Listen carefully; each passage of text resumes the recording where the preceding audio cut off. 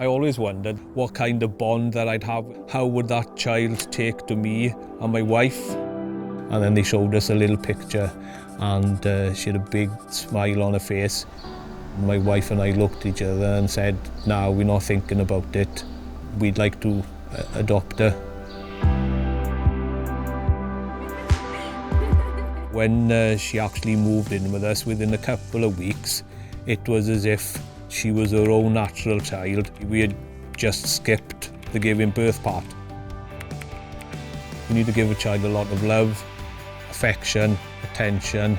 Make sure you nurture that child. A child doesn't want materialistic things. That child wants to know that it's loved and you're there to look out for that child and to keep that child safe. And the authorities were really good. Any issues we had with things we weren't sure how to deal with, they were there to support us 100%. That feeling you get when you see a child so happy and you have given that child something that they might never have had. And maybe if my wife and I hadn't adopted her, we always think to ourselves, where would she be now?